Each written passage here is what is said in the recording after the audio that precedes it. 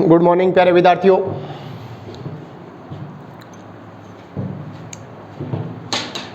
आज अपन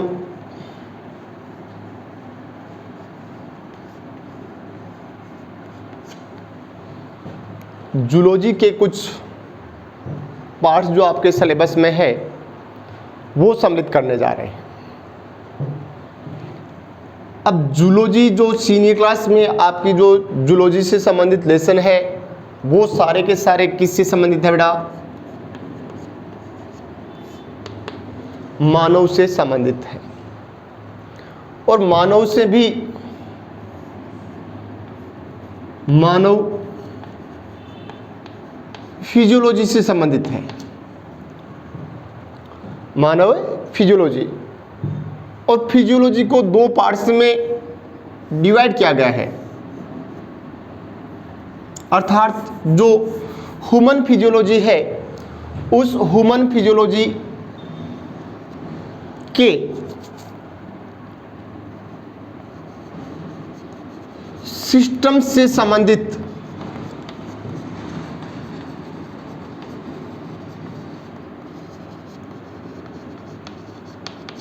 अध्ययन किया गया है, तंत्र से संबंधित। अब सिस्टम क्या है?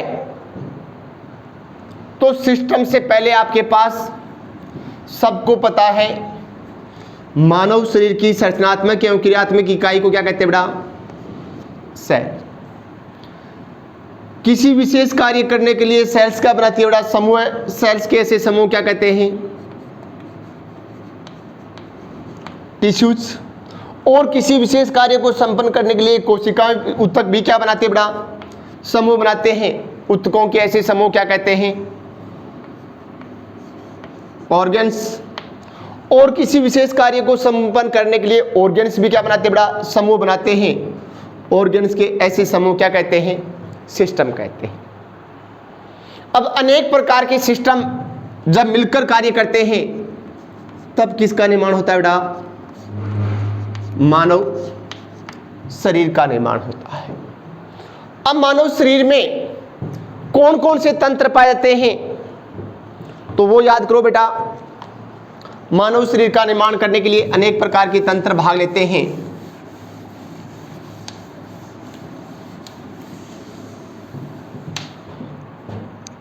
जिसमें पहला आता है बेटा कौन सा?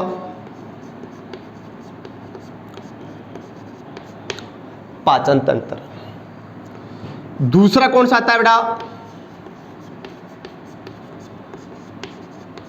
श्वसन तंत्र। तीसरा आता है बेटा कौन सा? परिसंचरण तंत्र। चौथा कौन सा आता है?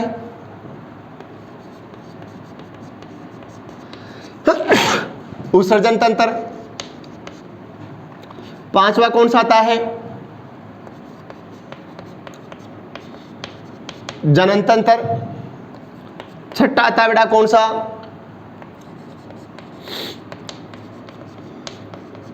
अंतःस्रावी तंत्र।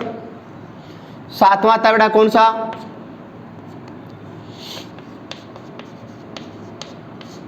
तंत्रिका तंत्र। ये 7 प्रकार के तंत्र के साथ एक आता है बेटा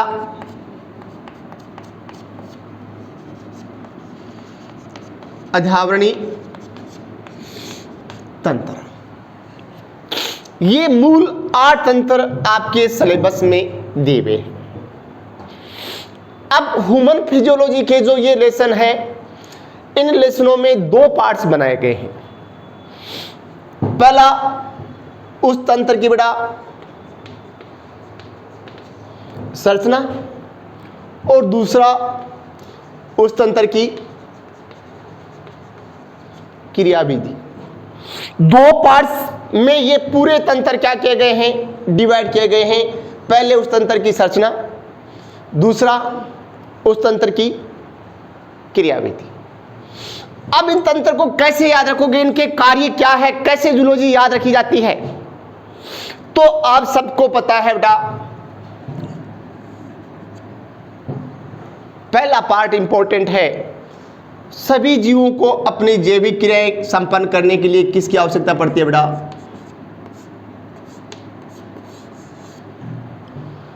किसकी आवश्यकता पड़ती है? ऊर्जा की। अब इस ऊर्जा के द्वारा ही सभी जीव अपनी जैविक क्रियाएं क्या करते हैं बेटा? पूरी करते हैं। जीवों द्वारा अपनी जैविक क्रियाओं को पूरा करने के लिए ऊर्जा की आवश्यकता पड़ती है। इस ऊर्जा का एकमात्र स्रोत आप सबको पता है क्या है? तब अपन ने कहा सूर्य। इस सूर्य से आने वाली भौतिक ऊर्जा को हरे पादप कार्बोहाइड्रेट रूपी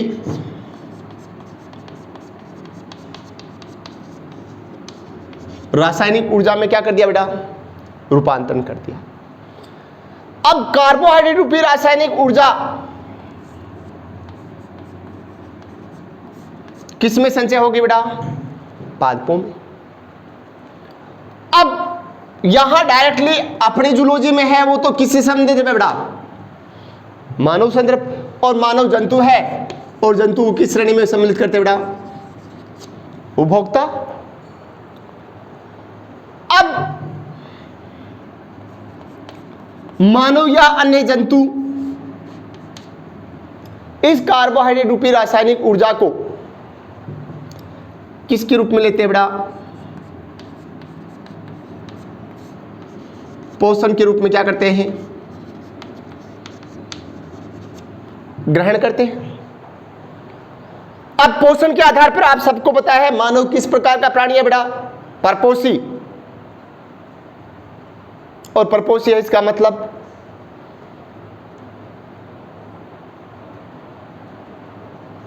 बाह्य वातावरण से कार्बनिक और अकार्बनिक दोनों प्रकार के पदार्थों क्या करता है? ग्रहण करता है, क्योंकि कार्बनिक पदार्थों के निर्माण करने की इसमें क्षमता नहीं पाएगी। अब पोषण के रूप में मानव ने किसको ग्रहण किया बेटा? कार्बोहाइड्रेट रूपी रासायनिक ऊर्जा को ग्रहण किया।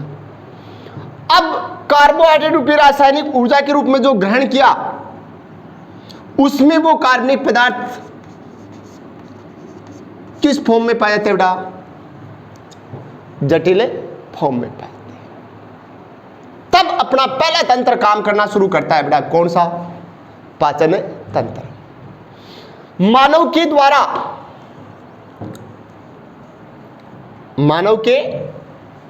द्वारा पोषण के रूप में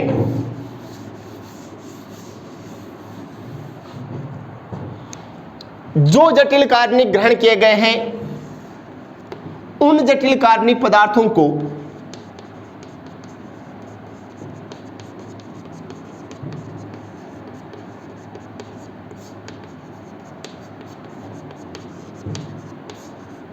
पाचक एंजाइम की सहायता से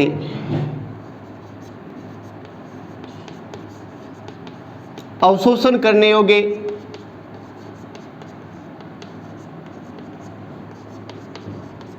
सरल अणुओं में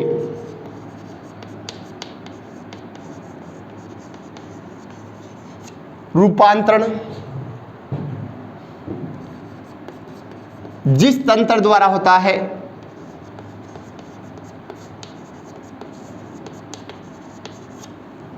उस तंत्र को अपन क्या कहते हैं बेटा? पाचन तंत्र।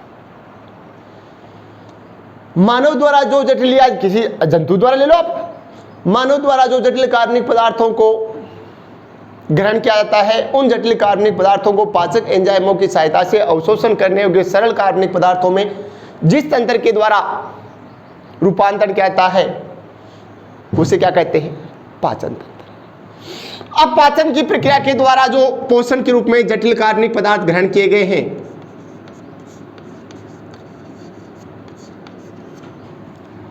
उनको किस में बदल दिया बेटा? सरल कार्बनिक पदार्थों में। अब दूसरा तंत्र है बेटा, कौन सा? श्वसन तंत्र। अब जो सरल कार्बनिक पदार्थ पाचन की प्रक्रिया द्वारा बने हैं उनका कोशिकाओं के अंदर क्या होगा बेटा? किसके अंदर?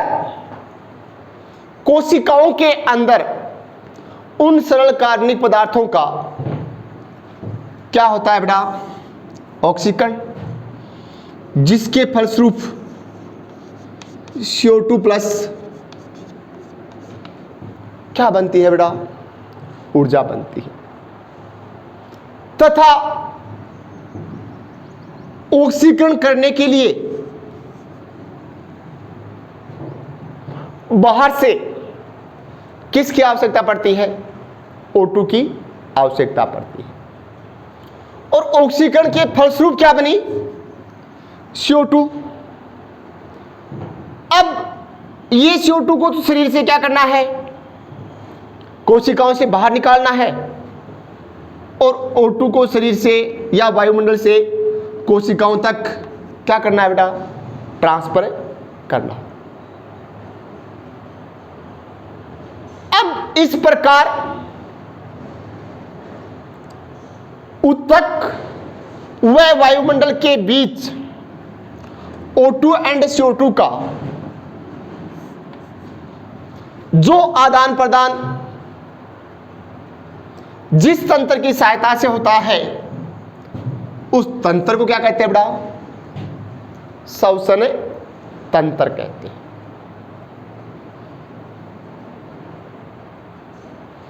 क्या कहा अपन ने? पाचन के द्वारा सरल कार्बनिक पदार्थों का निर्माण हुआ। सरल कार्बनिक पदार्थों के ऑक्सीकरण से CO2 प्लस ऊर्जा बनती है। उस ऊर्जा के द्वारा वो जीव या मानव अपनी जैविक क्रियाओं को क्या करता है? पूरा करता है। अब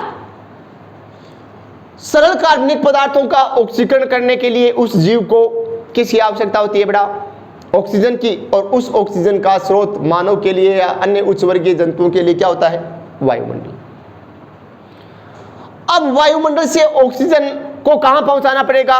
कोशिकाओं या उत्तकों तक। और उत्तकों में कार्बनिक पदार्थों क्या होगा? ऑक्सीकरण, जो अपन ने पीछे वाले लेसन श्वसन वाले लेसन में पढ़ा था। दो प्रकार का होता है, ऑक्सीश्वसन, अनऑक्सीश्वसन। और उसके फलस्वरूप क्या बनती है? CO2। ये CO2 शरीर के लिए क्या होती है? हानिकारक, इसलिए इसको शरीर से क्या करना पड़ेगा? बाहर निकालना। इस प्रकार वायुमंडल व उत्तकों के बीच O2 व CO2 का जो आदान प्रदान होता है, उस आदान प्रदान होने की प्रक्रिया को तो अपन कहते हैं बेटा ब्रीथिंग, या दूसरा नाम है बेटा वेंटिलेशन। ये वेंटिलेशन या ब्रीथिंग समास जिसको अपन कहते हैं की प्रक्रिया जिस तंत्र द्वारा संपन्न होती है उस तंत्र को अपन क्या कहते हैं? श्वसन तंत्र। तीसरा है बेटा कौन सा? परिसंचरण तंत्र। अब विभिन्न प्रकार के शरीर के अंदर जो पदार्थ बनते हैं उनको शरीर के एक भाग से दूसरे भाग तक क्या करना पड़ता है बेटा? ट्रांसफर करना पड़ता है। शरीर के अंदर होने वाली उपापचय क्रियाओं के द्वारा विभिन्न प्रकार के पदार्थों क्या होता है बेटा? निर्माण होता है। इन पदार्थों को शरीर के एक भाग से दूसरे भाग तक ट्रांसफर करने की आवश्यकता होती है।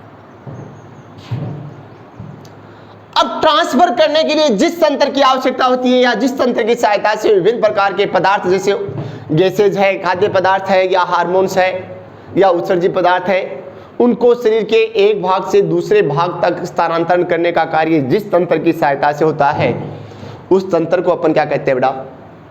परिसंचरण तंत्र। तंत्र किससे बना है? अंगों का समूह है। फिर चौथा आता है बेटा उत्सर्जन तंत्र। अब शरीर में विभिन्न प्रकार की उपापचय प्रक्रियाएं चलती हैं। जैसे सरल कार्बनिक पदार्थों के ऑक्सीकरण से CO2 प्लस ऊर्जा प्लस जल बनता है, उसी प्रकार प्रोटीन की उपापचय क्रियाओं के फलस्वरूप शरीर के अंदर क्या बनते हैं बेटा? नाइट्रोजन युक्त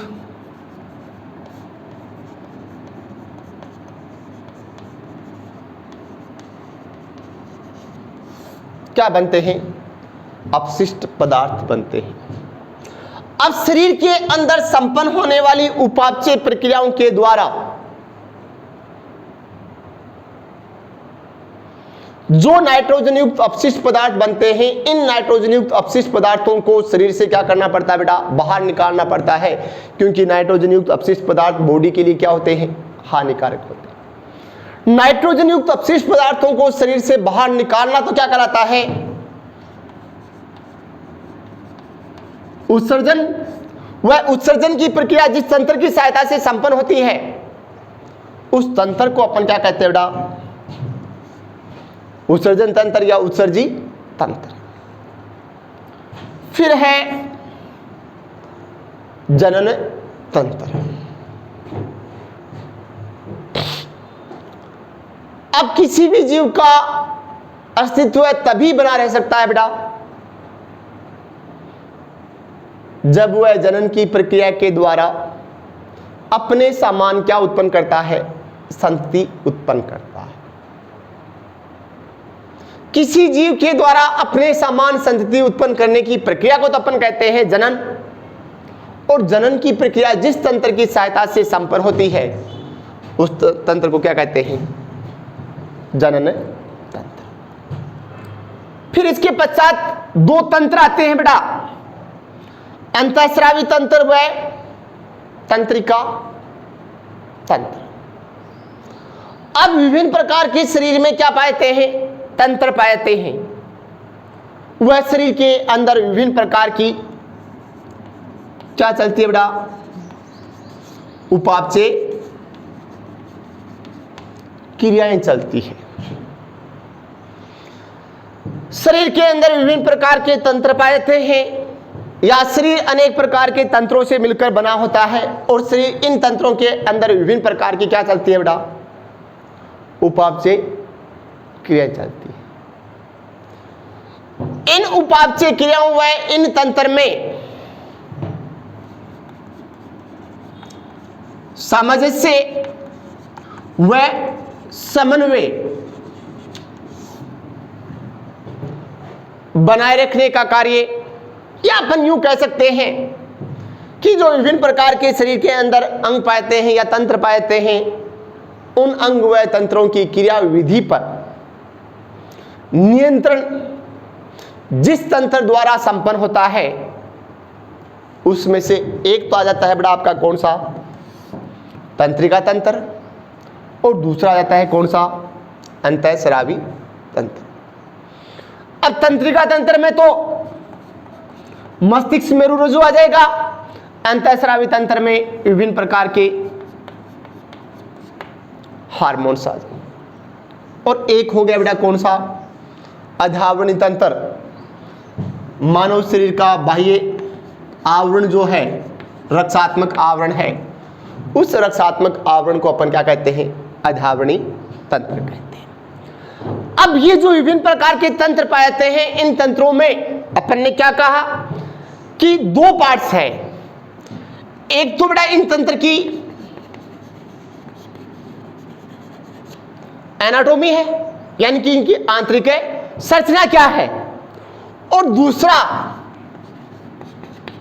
इन तंत्र की क्रियाविधि, अर्थात अपन यूं कह सकते हैं ये तंत्र किसके बने रहते हैं, इनमें कौन कौन से अंग पाते हैं, और फिर वो अपना कार्य कैसे करता है ये तंत्र। इस प्रकार प्रत्येक तंत्र की क्रियाविधि दो पार्ट्स में। अब पाचन तंत्र है तो पाचन तंत्र की संरचना, फिर पाचन की प्रक्रिया। श्वसन तंत्र की संरचना और श्वसन की क्रियाविधि। परिसंचरण तंत्र की क्रियाविधि संरचना और परिसंचरण तंत्र की क्रियाविधि। उत्सर्जन तंत्र की संरचना, यानी कि दो पार्ट्स हो गए। जो आपके जूलॉजी वाले ह्यूमन फिजियोलॉजी वाले ये जो लेसन है इनमें दो पार्ट्स हो गए। एक उन तंत्र की बेटा क्या हो गई एनाटॉमी, एनाटॉमी का अर्थ क्या था आंतरिक संरचना से संबंधित अध्ययन। फिर क्रिया विधि, इन तंत्र में होने वाली जैविक क्रियाओं से संबंधित अध्ययन यानी कि फिजियोलॉजी। तो ये तंत्र दो पार्ट्स में, इनकी एनाटॉमी भी आपके सिलेबस में सम्मिलित की गई है, तो साथ में आपके इनकी फिजियोलॉजी भी सम्मिलित की गई। अब इन तंत्रों की एनाटॉमी आपको तभी समझ में आ सकती है जब आपको किसका नॉलेज हो बेटा, टिश्यूज से संबंधित, ऊतक से संबंधित नॉलेज हो, जो आपने कौन सी क्लास में पढ़ा था बेटा, जूनियर क्लास में अपन ने पढ़ा था। जब अपन पढ़ रहे थे तब ही लॉकडाउन लग गया था, याद करो, और उसके कारण ये टिश्यूज बीच में भी रह गए थे। अब ह्यूमन फिजियोलॉजी शुरू करने से पहले आपको थोड़ा बेसिक नॉलेज वापस किसका होना जरूरी है बेटा, ह्यूमन टिश्यूज का या एनिमल है टिश्यूज का नॉलेज होना अति आवश्यक है। तो इनको शुरू करने से पहले अपन आज से 2 दिन किसके बारे में पढ़ते बेटा,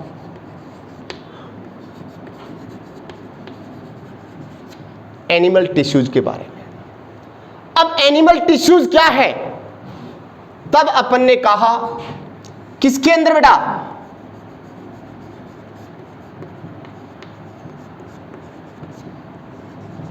जो मल्टीसेलुलर एनिमल्स हैं, उन मल्टीसेलुलर एनिमल्स में विशेष कार्य करने के लिए संरचना व कार्य में समान कोशिकाओं क्या बनता बेटा, समूह बनता है। समान संरचना व समान कार्य करने वाली कोशिकाओं का वह विशेष समूह है जो किसी विशेष कार्य को संपन्न करता है। कोशिकाओं के ऐसे समूह को अपन क्या कहते हैं, ऊतक कहते हैं।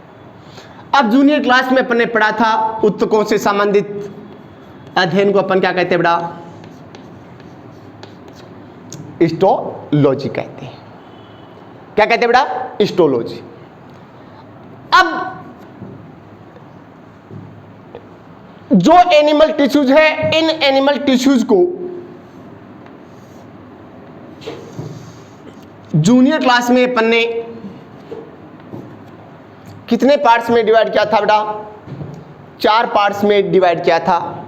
वो 4 पार्ट कौन कौन से थे, तो पहला आपके पास था बेटा कौन सा, एपिथेलियम टिश्यूज। दूसरा था कौन सा बेटा,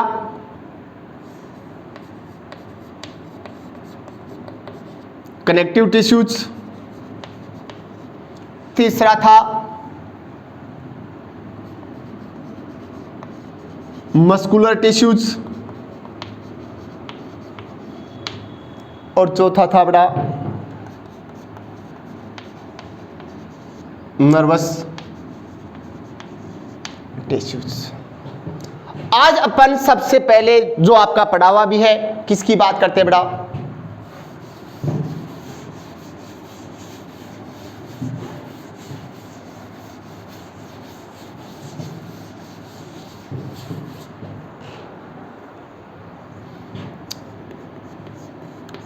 एपिथेलियम टिश्यूज की बात करते हैं। एपिथेलियम को हिंदी में अपन ने नाम क्या दिया था बेटा, उपकला ऊतक।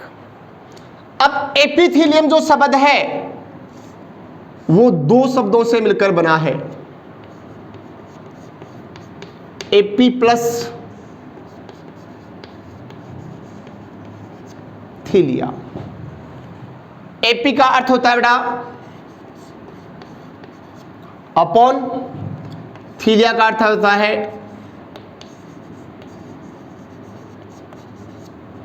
To growth. इसका अर्थ क्या हो गया? सीधा अर्थ होता है वह उत्तक जो किसी दूसरे उत्तक पर वृद्धि करता है, उस उत्तक को क्या कहते हैं? उपकला उत्तक कहते हैं। क्या कहा बेटा अपन ने? क्या परिभाषा बनी? वह उत्तक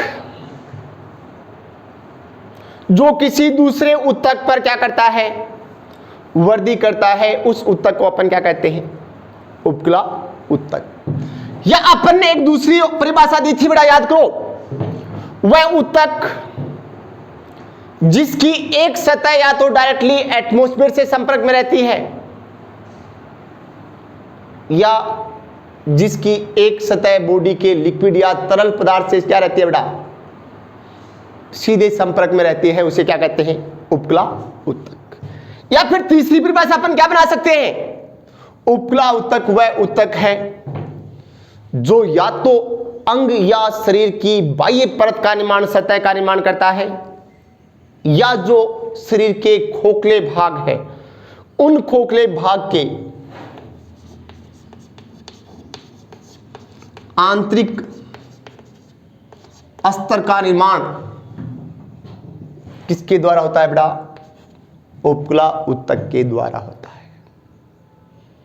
किसके द्वारा होता है बेटा?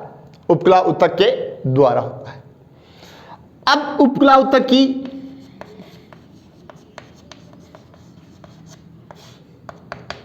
विशेषता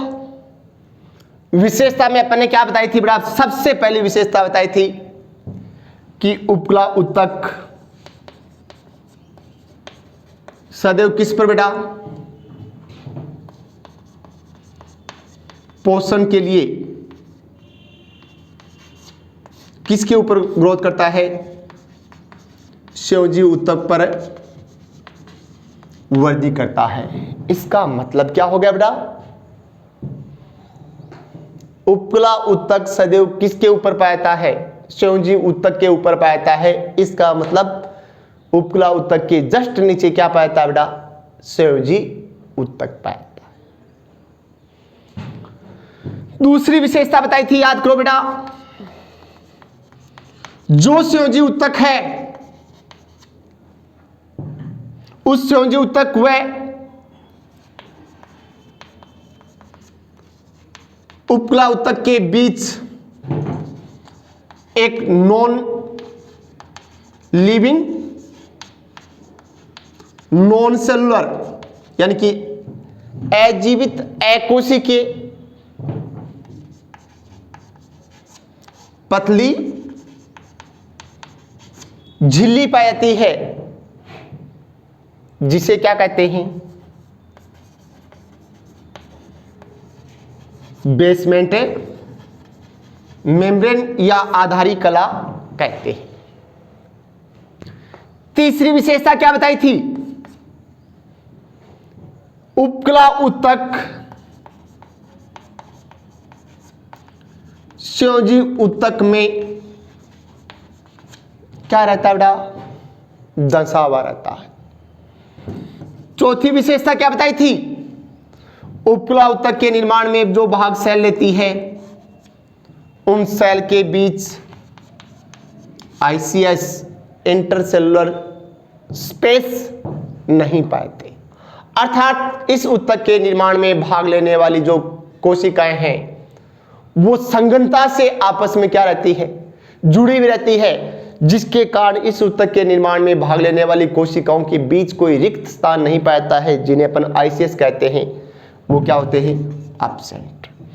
अब आईसीएस एब्सेंट होने के कारण इन कोशिकाओं के बीच भी किसी प्रकार का सब्सटेंस भरा नहीं रहता है या सब्सटेंस नहीं पाता है, तो इनके बीच इंटरसेलुलर सब्सटेंस भी नहीं पाता। पांचवी विशेषता, इस उत्तक के निर्माण में भाग लेने वाली कोशिकाएं किसके रूप में व्यवस्थित होती है बेटा? एक स्तर के रूप में व्यवस्थित होती है, जिनमें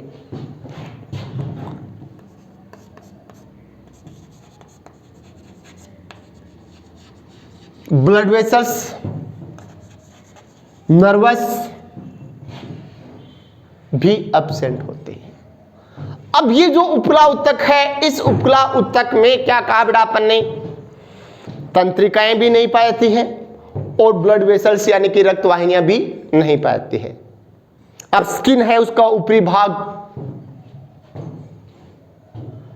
डर्मिस वाला भाग किसका बना है, उपला उत्तक, इसमें ब्लड वेसल्स नहीं पाते, इसलिए अगर अपन हल्का सा स्किन में चीरा लगाते हैं तो कभी भी खून नहीं आएगा, और गहरा चीरा लगाते हैं तो खून बाहर निकलता है, क्योंकि नीचे संयोजी उत्तक है और संयोजी उत्तक में क्या पाती है, ब्लड वेसल्स। अब ब्लड वेसल्स नर्वस नहीं पाए जाने के कारण इस उत्तक में किसकी पूर्ति नहीं होती है बेटा, पोषक पदार्थों की पूर्ति नहीं होती है, इसलिए पोषक पदार्थों के लिए उपला उत्तक सदैव किस पर आश्रित रहता है बेटा, संयोजी उत्तक पर ही क्या रहता है, आश्रित रहता है। अब जो उपला उत्तक है, उस उपला उत्तक के निर्माण में भाग लेने वाली जो कोशिकाएं हैं उन्हें अपन ने क्या कह दिया बेटा, उपला कोशिकाएं। जो उपला कोशिकाएं हैं, उन उपला कोशिकाओं की कोशिका झिल्ली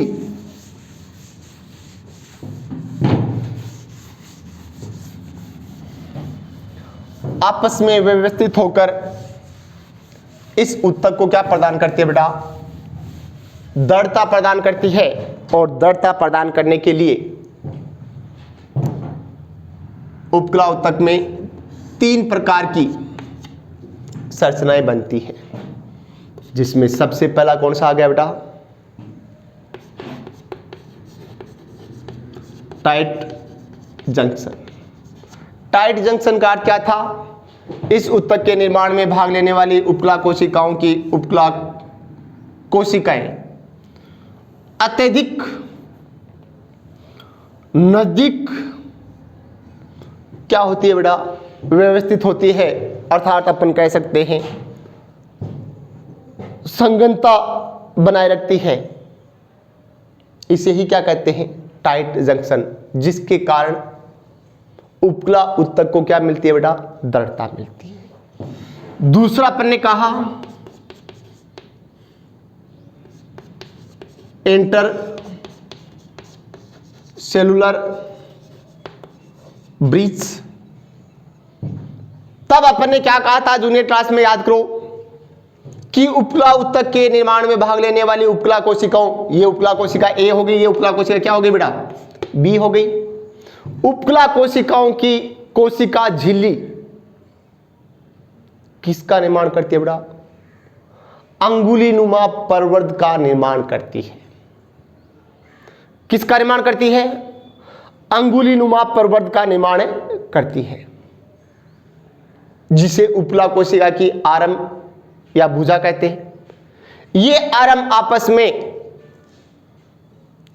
जुड़कर जिस संरचना का निर्माण करती है उसे अपन क्या कहते हैं, इंटरसेलुलर ब्रिज कहते हैं। जैसे बेटा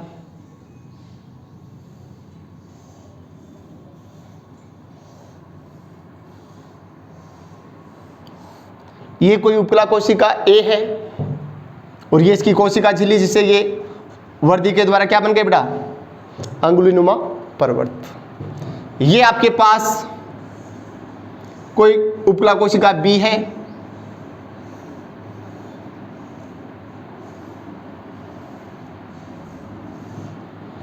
जिसके ये अंगुलीनुमा प्रवर्त पहले वाली उपला कोशिका के प्रवर्त के साथ आपस में उलझकर क्या बनाती है, इंटरसेलुलर ब्रिज बनाती है, जिसके कारण उपला उत्तक को क्या मिलती है, प्राप्त होती है बेटा, दृढ़ता या मजबूती प्राप्त होती है। तीसरा क्या था, डेस्मोसोम्स। कुछ उपला उत्तक में भाग लेने वाली उपला कोशिकाओं, कुछ है उपला उत्तक में भाग लेने वाली उपला कोशिकाओं की कोशिका झिल्ली फूलकर मोटी होकर बटननुमा संरचना का निर्माण करती है।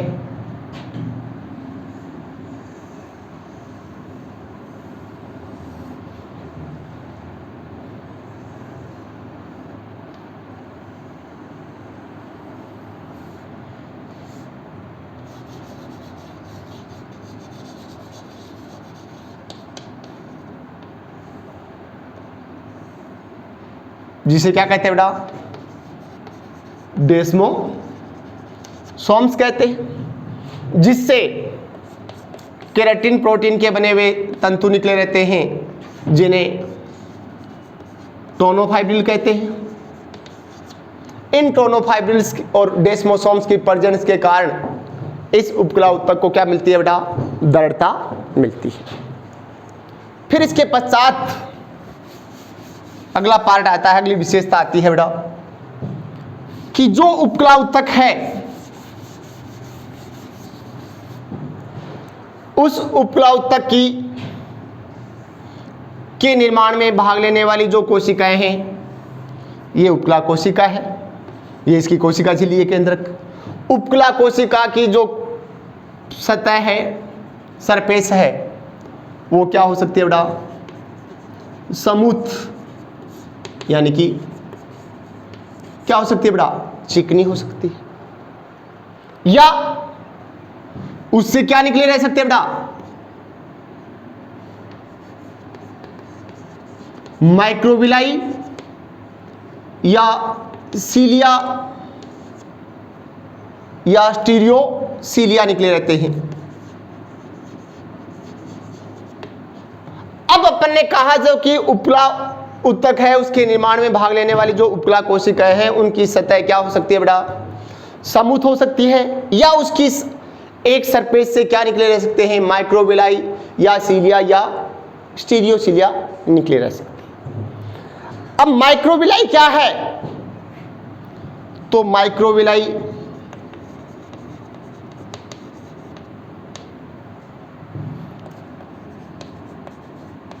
जो उपकला कोशिकाएं हैं उन उपकला कोशिकाओं के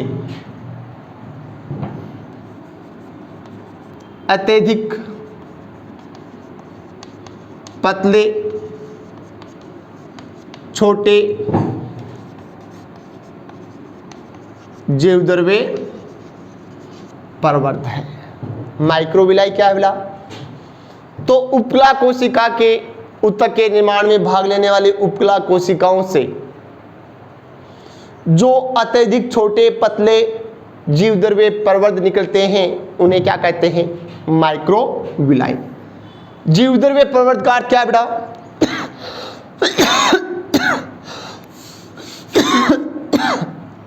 किसी कोशिका का जीवद्रव्य छोटे छोटे प्रवर्धों में जो बाहर निकलाता है, आउटग्रोथ के रूप में बाहर निकलता है, तो उन्हें अपन क्या कहते हैं बेटा, जीवद्रव्य प्रवर्ध। अब यदि ये जीवद्रव्य प्रवर्ध कैसे हो, अत्यधिक पतले व छोटे हो, तो उन्हें क्या कहते हैं, माइक्रोविलाई। कहां पाए थे बेटा, स्मॉल इंटेस्टाइन की भित्ति में पाए जाते हैं, छोटी आंत की भित्ति में पाए जाते हैं। फिर सीलिया क्या है बेटा, सीलिया भी किस प्रकार की प्रवर्ध है, जीवद्रव्य प्रवर्ध है। जीवद्रव्य प्रवर्ध का क्या है, कोशिका झिल्ली जीवद्रव्य के साथ अगर आउटग्रोथ या अंगुली के रूप में बाहर निकल जाती है तो उसे क्या कहते हैं, जीवद्रव्य प्रवर्ध। कोशिका झिल्ली उभार बनाती है और उसमें यदि जीवद्रव्य पहुंच जाता है तो उसे अपन क्या कहते हैं, जीवद्रव्य प्रवर्ध। अब जैसे अभी अपन ने टाइट जंक्शन या इंटरसेलुलर ब्रिज, तो यहां क्या हुआ, केवल कोशिका झिल्ली में आउटग्रोथ हो रही थी, लेकिन उस आउटग्रोथ वाले भाग में क्या नहीं पहुंचता है, जीवद्रव्य। और यदि उस आउटग्रोथ में जीवद्रव्य पहुंच जाता है तब उसे क्या कहते हैं, जीवद्रव्य प्रवर्ध कहते हैं। सीलिया क्या है बेटा, सीलिया भी जीवद्रव्य प्रवर्ध है, लेकिन कैसे,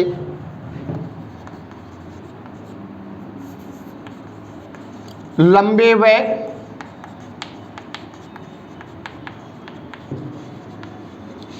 किस प्रकार के प्रवर्ध है, गतिशील प्रवर्ध है।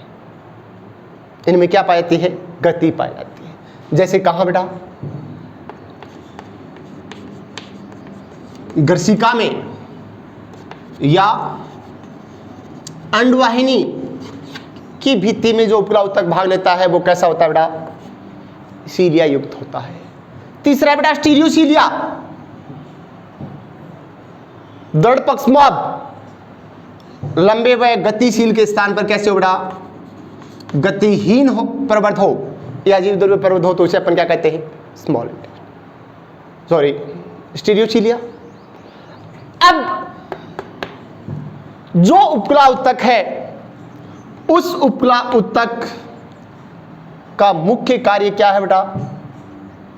शरीर की क्या करना? रक्षा करना। इसलिए इसे क्या कहते हैं? कवरिंग टिश्यूज भी कहते हैं। और साथ में जो उपकला उत्तक है उसमें पुनरुद्भवन की क्या पाई जाती है बेटा? क्षमता। पुनरुद्भवन का क्या था? खोए हुए कटे हुए अंग का पुनर्निर्माण होना पुनरुद्भवन कहलाता है, जिसके कारण शरीर में घाव भरने की जैसी प्रक्रिया है वो किसकी सहायता से संपन्न होती है?